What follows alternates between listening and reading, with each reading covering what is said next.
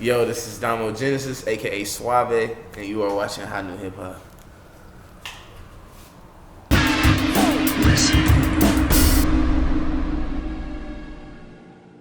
I grew up in a home with my grandparents, so all they listened to was soul oldies. So that's really what the influence was. So like I listened to a lot of like Dramatics and Temptations and shit like that growing up. I wasn't even allowed to listen to rap for a while, so that's what I first started off loving. And I wanted to in order to make this album completely me, I felt like I had to get back to my roots, and that's what my grandmother heard this album. She was like, "I knew you had it in you, boy."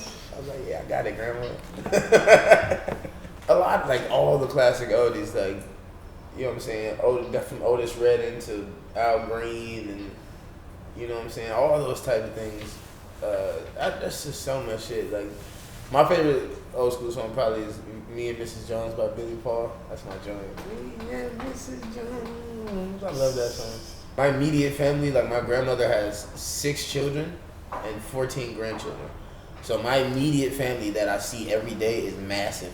Like I see, like every Friday we go to my grandmother's house, and there's just so many people there every Friday, and they're all my immediate family. So when I tell people like yo, when I come over and meet my family, they go, "Yo, who's this guy?" Like, this is my cousin, this is my cousin, this is my cousin, this is my cousin, and this is my cousin too. Like, that's like my family's massive. So like I'm super family oriented. Like I grew up didn't have too many friends. Like even now, my immediate friends are maybe a group of like 5 or 6 people, but like other than that, like my cousins are like my bros. Like that's who I kick it with all the time. So it's pretty sick. It gave me a chance to, grow up. We were like 17, 18 when we first started. So it gave me a chance to grow up and experience this whole like industry, whole fucking monster with a group of people and my friends that, you know what I'm saying? So that was really tight for me. I think a lot of people don't get that experience. They dive in head first by themselves, get beat up by the industry, Whether you do music or anything like that, just becoming an adult with your friends. Like, there'll be friends that you grow out of, and then there'll be friends that you bump heads with. But at the end of the day, like, if you can stay grounded, like, because I'm pretty sure you argue with your friends all the time and stuff like that. If you can be able to argue with them and squash it the next day, that's just family shit, But, you know what I'm saying? Everybody grows up and does different things, and there's nothing wrong with that. We acknowledge that. We're like, yo, like, there's nothing wrong with what you're doing. I just say, just don't lose track of everybody being family. That's all I got a chance to see Tyler do it first solo successfully. So I got to see what he did wrong and what he did correct and bounce off of that. And I would hope, like, and I always told the group, like, you guys need to take advantage of the example that was set, because whether you want to take those footsteps or not, you can mold your own into that just from seeing it happen before. So I'm just grateful for that. Well, he can't go to Australia right now. Things like that, like, I'm not about to get banned from Australia for sure. I love that place. So if you have one hit, you're forever gonna get money down there. Like, you can go, like, Salt-N-Pepa's out there murdering it. You know what I mean? Like, if you get, you know what I'm saying? Like, you get one good one in, and you're good forever. Like, you go on tour, you get money forever. It's a great question.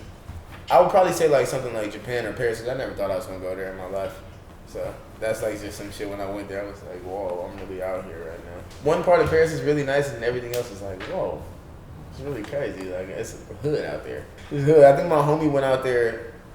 Somebody that I knew from back in the day went out there for like a little exchange student type of situation, and he got mugged on the train. I don't know, like, he used the word mugged, and I never heard anybody use that word before, so I was like, what does that consist of? And I think mugged is when you get robbed without a weapon or something like that. I don't hear that in the hood. We don't say mugged. So I was like, yeah, that's some Paris shit. You got mugged. It was a wild place, bro. I think I almost got kidnapped in Brazil. Some motorcycle guy pulled up on a taxi and was talking to him. They had a laugh, and then the taxi started driving behind him, and I was like, whoa, what are you doing? Like, I need to get out of here. Like, I don't want to be in your taxi anymore. He let me out. This is the guy. We're gonna hold him for a hostage. The first time I heard him, it was before the Compton album, but because I heard the joint, I think it's called Suede, and it was the one with Knowledge. And I remember seeing the video, and I'm like, yo, this is ill. And then I remember, like, right after because I got introduced to that to maybe late, and then right after that, Compton came out, and I heard All in a Day's Work. And I was like, I hit him up on Twitter, and he was already following me. So I was like, this is sick. So I hit him up like, yo, I'm at a studio in Hollywood, just bumped the the joint on Dre's album, shit is heat. He hit me back instantly, like, where in Hollywood? And I'm like, gave him the address, he pulled up, we did that song that day off of that. That shit was ill. Like, just random shit that's why I feel like this album kind of was just, like, meant to be, because a lot of shit like that just fell in place. Like, a lot of things I didn't ask for to happen, they just really just happened for themselves. So it was ill. Like, Kendra Foster, like, she's nominated for 3 Grammys this year or something like that. And she, like, asked to be on there. Like, this is sick. Like, shit like that was just happening by itself. And I'm like, absolutely, like, let's do it. Money Mark from the Beastie Boys.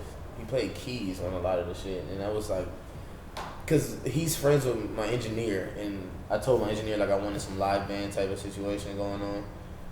And he was telling me that he knew some sick guys, and he got, like, the illest group of people together and play. And I'm like, this is ill. And then, like, I didn't even, like, to be honest with you, I didn't really know much about Money Mark before. And, like, when they told me his whole get down, I'm like, bro, how did y'all, like, finagle this? This is crazy. When I first made it, I had a different album. Like, I scrapped one.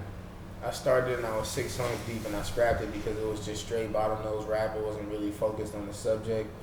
And I was like, for me to come out with the album, I feel like I have to give them a piece of myself. I need to explain who I am, because I've always, you know what I'm saying, been able to rap to to me, but in a greater sense of OF, things that people were taking out of it was, you know, of course, Tyler, Earl, you know what I'm saying?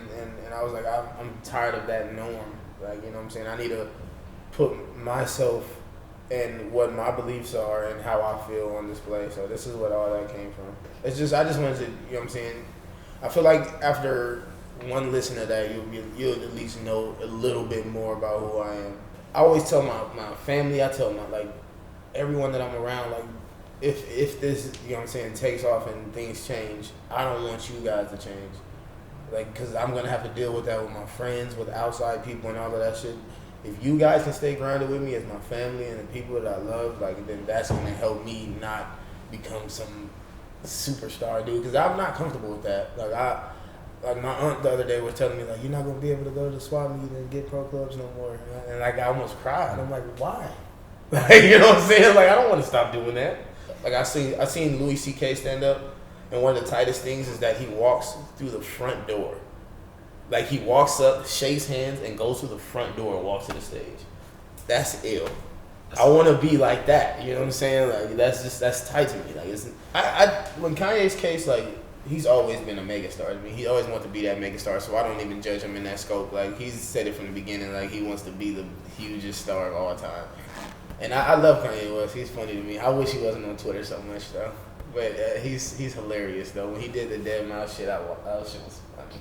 He don't care. Like when we first met him, he was telling us that he hadn't had a phone in like a year because of the Taylor Swift situation, and that he had moved out of the States and was just without a phone. And that's just so crazy to me, like, how anybody in this time frame could do that. So, like, I don't know. I admire Kanye just for being himself, like, because whether or not, like, I agree with the things that he do, he's completely himself, and nobody can take that from him. Like, he's not going to do anything unless he wants to. When it came to Tyler and I Feature, everybody wanted the show. They wanted crazy. They wanted people to get punched in the face. They wanted people eating roaches at all times. And I'm just not that guy. It was funny to watch. You know, like, I have tons of fun doing it, but it's just, I also I have to show my personality too, so.